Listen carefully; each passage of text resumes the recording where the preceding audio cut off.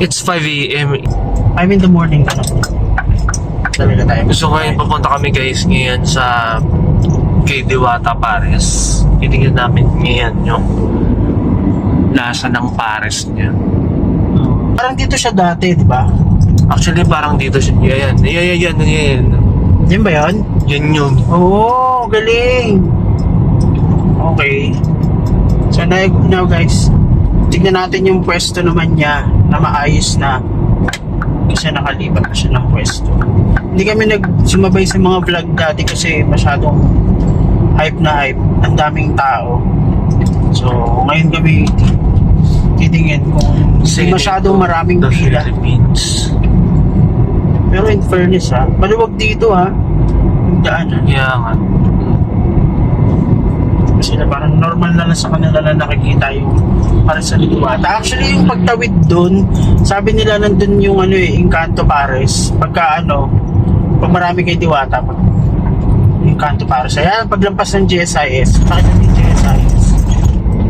Yan guys yung GSIS. So pagdating dito sa GSIS, lalampas ka lang ng konti and here we go. Ayan, kay Diwata Pares na.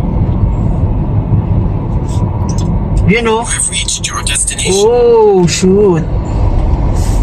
Saan tayo magpa-park dito? Alam ko pwede mag-parking dito eh. Pay parking. 4-wheel safety, okay. Pwede ba dito?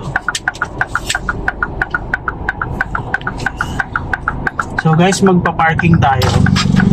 50 pesos ang parking. Akala ko may free parking sila. So dito yung pagkakain doon, dito magpa-park. Dito po magpa-park. Kasi Yun yung mga soft drinks. so that's the soft drinks, guys. Naku, ang aga pero ang daming tao. Yeah. Guys, super daming tao dito kay Diwata.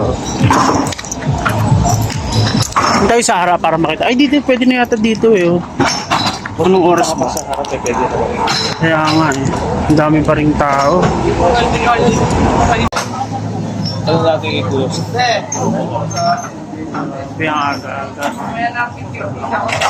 So since wala pa si Diwata ng time na to kasi sobrang aga pa, mga 5:45 pa lang. So dito muna ako sa may tarpaulin niya. And nagbayad na nga kami and ito yung binigay nilang card for the soft drinks. So nagbayad kami doon sa unang table and then diretso ko na dito sa pangalawa para kumuha ng mga meat. So ayan na yung lechon kawali tsaka yung chicharong bulaklak. Tapos after that, diretso ka dito para magpalagay ng sabaw. And then yung card, ipapalit mo yan ng soft drinks. Ayan, so dalawang soft drinks yung ginuha namin. And since Pares overload yung binili namin, ayan, 100 pesos ang isang order. And ayan, kitang-kita nyo naman, talagang umaapaw sa laman yung Pares. So the moment of truth, masasabi ko na talagang depende sa panglasa mo yung judgment mo sa kahit anong pagkain. Especially kami, mahilig kaming kumain ng iba't ibang klase ng Pares sa may taytay sa C6. So ngayon ako naalatan lang ako ng konti sa may sabaw. Pero si Kyle hindi naman, talagang nasarapan siya. Pero dahil pareho kong paborito yung lechong kawali at saka yung chicharong bulaklak, mapaparami pa rin ako ng kain. Tsaka sobrang mura kasi 100 pesos lang. Kita mo naman ang lalaki talaga ng tipak. At ito na nga, mga bandang 6 something lumabas na si Diwata. Talagang hands-on siya sa business niya. Ayan, napakasipag. Pero hindi na ako nagpa-picture kasi kakagising lang niya. Babalik pa rin kami dito kasi nung time na to wala pang Seek and Joy. Kasi mga 7 o'clock pa daw isa-serve. Si Kyle, paborito talaga yung mga fried chicken. At saka yung kapatid kong babae gusto rin pumunta rito kasi secret fan niya ni Diwata.